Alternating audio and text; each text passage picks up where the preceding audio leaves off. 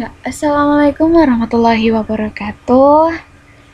Ya, kembali lagi bersama saya, Eti Husnul Khotimah.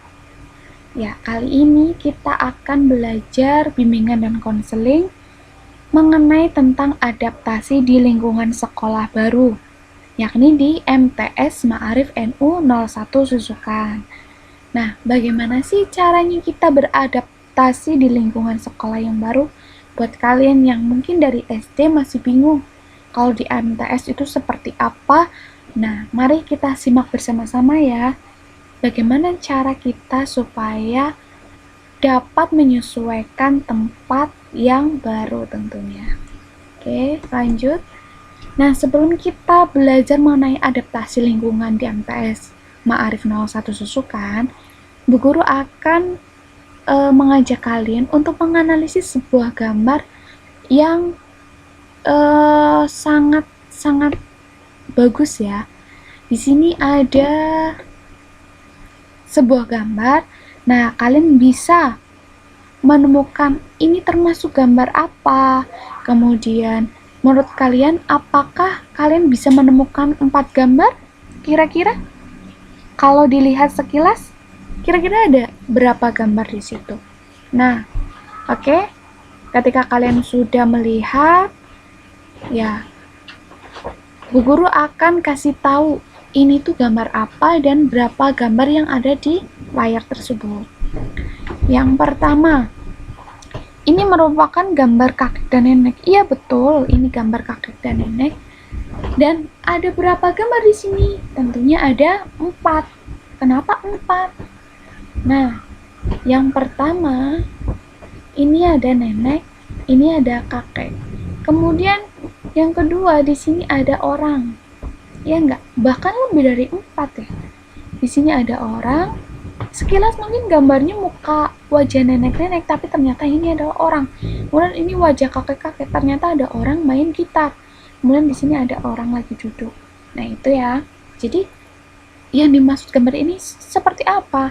Kita harus memiliki perspektif atau pandangan.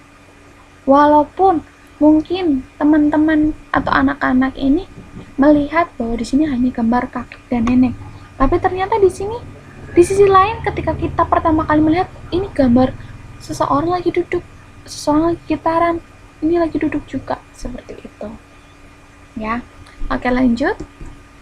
Nah, adaptasi di lingkungan sekolah baru ini tujuannya yang pertama seperti apa?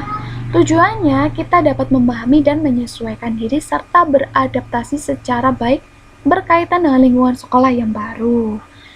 Nah, yang selanjutnya, di tahun ajaran baru artinya ada yang masuk ke sekolah baru seperti kalian yang masih kelas 7. Kemudian ada yang masuk kelas baru, kelas 8, kelas 9 juga iya. Tentunya kalau kita pindah ke lingkungan baru, kita butuh yang namanya adaptasi. Adaptasi itu apa? Adaptasi itu adalah penyesuaian diri kita. Nah, tidak ada orang yang bisa nyaman begitu saja, karena mereka berada di lingkungan yang baru. Mungkin banyak orang yang bermasalah ketika mereka lagi berada di proses adaptasi. Kalau berhasil, dia bakal nyaman. Tapi kalau tidak, dia tidak akan nyaman. Untuk itu dibutuhkan satu cara cepat untuk beradaptasi di kelas atau di sekolah baru agar bisa belajar dengan nyaman dan banyak sahabatnya. Coba kalau nggak nyaman, pasti kalian susah namanya nyari teman. Kalau kalian tidak bisa beradaptasi, mungkin yang pendiam nggak bakal dapat teman. Seperti itu. Makanya perlu adanya adaptasi di sekolah kita tentunya. Lanjut. Di sini ada beberapa uraian yang penting untuk dipahami para siswa. Yang pertama, visi misi. Di MTS Ma'arif NU 01 Susukan ini ada visinya, ada misinya juga. Visinya yang pertama, terwujudnya madrasah sanawiyah yang berprestasi dan mampu menghasilkan peserta didik yang memiliki akhlakul karimah. Jadi, peserta didik itu dibentuk karakternya supaya berakhlak. Yang kedua, memiliki misi meningkatkan profesionalisme kompetensi guru dan karyawan melalui kinerja yang optimal. Yang kedua, meningkatkan prestasi siswa dan budi pekerti mulia melalui pelayanan dan keteladanan guru dan karyawan. Selanjutnya, meningkatkan ukhuwah Islamiyah antara masyarakat dan warga madrasah sanawiyah dalam rangka tercapainya madrasah yang berprestasi. Kemudian meningkatkan pemberdayaan sarana dan prasarana yang tersedia di madrasah secara optimal dalam rangka peningkatan kualitas proses belajar mengajar. Nah, selanjutnya ada struktur organisasi sekolah. Apa saja sih yang harus kalian tahu? Di sekolah itu pasti ada namanya kepala sekolah, wakil kepala sekolah, ada gurunya, ada staf TU-nya. Itu organisasi sekolah. Kalau organisasi di bidang kelas itu apa? Organisasi struktur atau struktur kelas. Ya tentunya ada ketua, sekretaris, bendahara, ada seksi keagamaan, seksi keamanan, seksi kesehatan, dan lain sebagainya. Kemudian, kurikulum yang dipakai di MTS ini apa? Kurikulumnya ada kurikulum K13 atau 2013.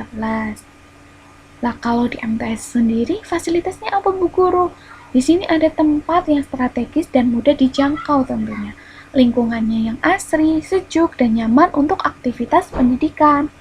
Asrama dan armada gratis peserta didik siswa putri yang ingin mondok di pesantren Al Husna Brengkok, Kecamatan Susukan, Kabupaten Banjarnegara.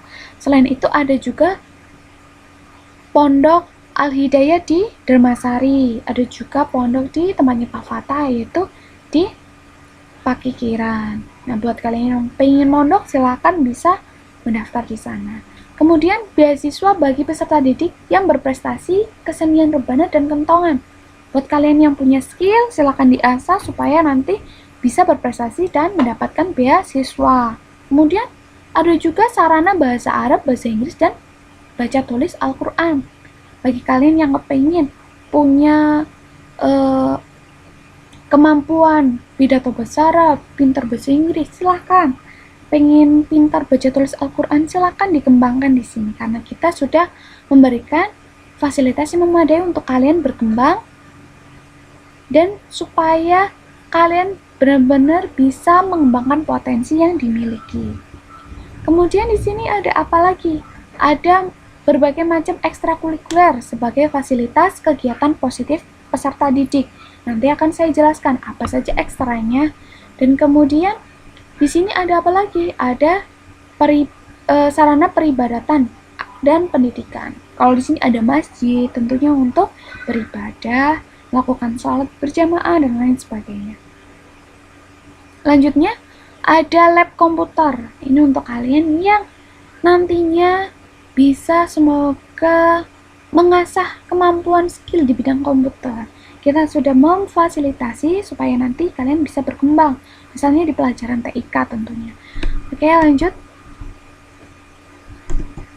Nah, di sini kita mengenal personal sekolah atau guru mapel, guru BK, karyawan TU, dan sebagainya.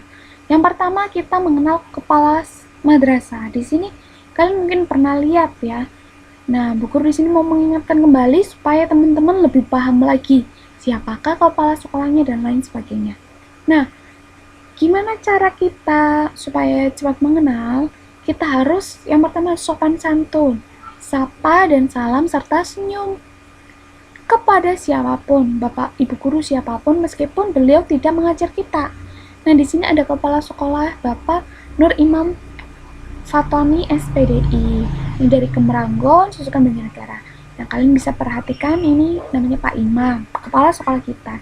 Jadi ketika kalian ketemu dengan siapapun itu, nanti kalian senyum, sapa, kemudian salam, seperti itu ya.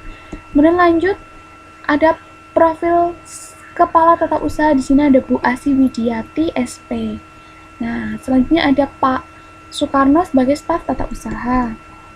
Selanjutnya ada wakakurikulum dan sekaligus guru bahasa Indonesia kelas 8 dan 9 ada Pak Yanwar Ika. Wakakurikulum itu wakil kepala sekolah di bidang kurikulum, yaitu mengenai pembelajaran kalian. Kemudian Wakasarpras itu seperti apa?